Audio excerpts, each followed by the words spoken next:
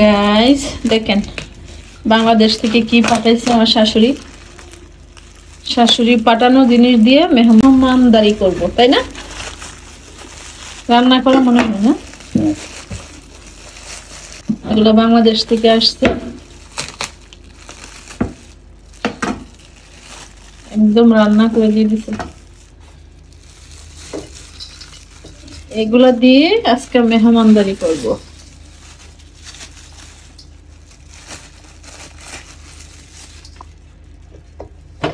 Wow, আর এগুলা কি? এই গরুর মাংস কিন্তু বাংলাদেশ থেকে রান্না করে একদম ফ্রোজেন করে পাঠিয়ে দিয়েছে। আর এগুলা ইলিশ মাছ, তাই না? একদম সুন্দর করে প্যাকেট করে পাঠিয়েছে। তো ইলিশ মাছ দিয়ে আজকে শস্য ইলিশ রান্না করবো, একদম ফ্রোজেন করা কাঁচা মাছ বাংলাদেশ থেকে একদম পাঠিয়েছে। দেখুন, ওয়াও, একদম ফ্রোজেন করা।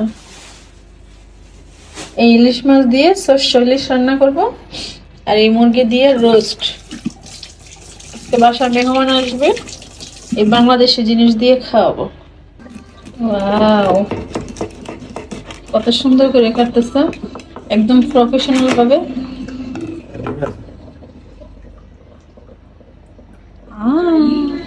ডিম সহ সুন্দর সুন্দর করে কাটো, পিস করে। হ্যাঁ, দেশি ইলিশ বাংলাদেশ থেকে পাঠাইছে। আপনাদের ভাইয়া কত প্রফেশনাল ভাবে কাটতেছে, দেখেন ইলিশ মাছটা। ওকে গাইস, দেখেন কি সুন্দর করে মাছটা কাটছে আপনাদের ভাইয়া। ওয়াও, বাংলাদেশি ইলিশ। মেহমান আসবে, মেহমান আসার উপলক্ষে বাজার থেকে এই তো খিচুড়ি মিক্সড, দেখছেন, ইলিশ মাছ দিয়ে রান্না করব। তারপরে হালিম, বাংলাদেশি প্রায় সব জিনিসই পাওয়া যায়। এই যে চানাচুর, এই চানাচুরটা আমার অনেক পছন্দ। তারপরে এখানে 3 প্যাকেট সেমাই, যেহেতু মেহমান আসবে মেহমানের জন্য। এখানে পোলাও চাল, রিসিপ্ট। এখানে কি আনলো, রোস্টের, দেখেন রোস্টের মশলা, আর 2 প্যাকেট মুরগির মাংস আর চিকেন নিয়ে আসবো 2টা। কয় কিলো হবে জানি না, প্রায় 3 কিলোর কাছাকাছি হতে পারে। তো মেহমানের জন্য আজকে এগুলো নিয়ে আসছে। এই সবগুলো মেহমানের জন্য আজকে রান্না করব। বিদেশে বসে দেখা গেছে আপনি বিদেশি গরুর মাংস, তারপরে খাসির মাংস, উটের মাংস, হরিণের মাংস যাই খান না কেন, কিন্তু বাংলাদেশি গরুর মাংস মতো কি স্বাদ আর লাগে? এগুলা সব বাংলাদেশ থেকে রান্না করে পাঠিয়েছে। এই দেখেন, এখন এগুলা গরম করে শুধু খেয়ে নিব। দেখতে কত লোভনীয় লাগতেছে। হ্যাঁ, যারা বিদেশ থাকেন তারা হয়তো এইগুলো জিনিস খুব মিস করেন, তাই না? আমরাও মিস করি। গাইস, আপনাদের ভাইয়া দেখেন সরষে ইলিশ রান্না করতেছে। অনেকদিন পর সরষে ইলিশ খাবো।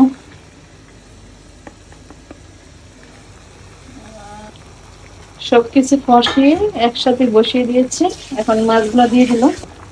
সেই না, চলে আসবেন, কে কে খাবেন চলে আসবেন আমাদের বাসায়। জন্য সবকিছু মাখিয়ে ম্যারিনেট করে রেখে দিয়েছি 10 মিনিটের মতো। এখন বাজি করে নিব, করে রোস্ট রান্না করব। এদিকে তেল গরম হয়ে যাচ্ছে।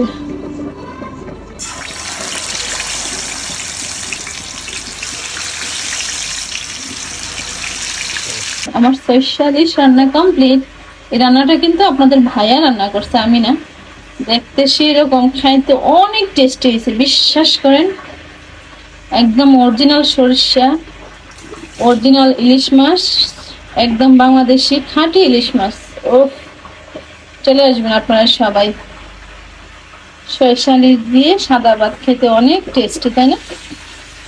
সেই হয়েছে। ডিমলা ইলিশ, সরিষা ইলিশ রান্না কমপ্লিট। এখন অন্য রান্না করা হচ্ছে। এদিকে রোস্টের জন্য ভাজা কমপ্লিট, দেখেন এখানে ভাজা হয়ে গেছে, এখান থেকে ভেজে এখানে রাখা হচ্ছে।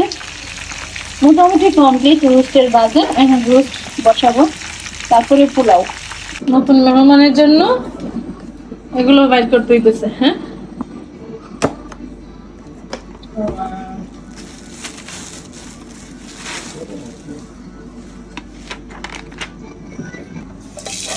নতুন জিনিস উদ্বোধন করি।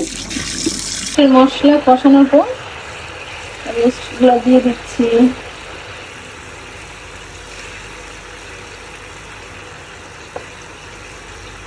Finally complete.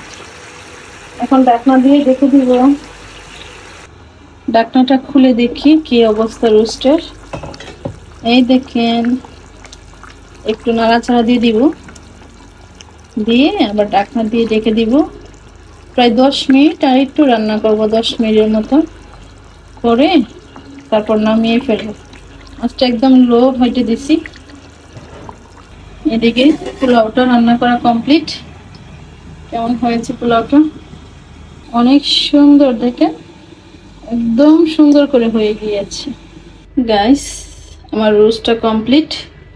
আমি হালকা একটু ধনিয়া পাতা দিয়েছি, আপনারা পছন্দ করেন কিনা জানি না, বাট আমার অনেক ভালো লাগে বিদায় আমি ধনিয়া পাতা দিয়েছি। মোটামুটি কমপ্লিট, দেখেন একদমই কমপ্লিট। আমি একটু হালকা ছিটিয়ে দিয়েছি ধনিয়া পাতা। রোস্টটা কমপ্লিট। এখন এখানে গরুর মাংস কমপ্লিট রান্না, এখানে সরষে ইলিশ রান্না কমপ্লিট, এখানে রোস্ট কমপ্লিট, এখানে পোলাও কমপ্লিট, আর এটা সাদা ভাত, সালাদ।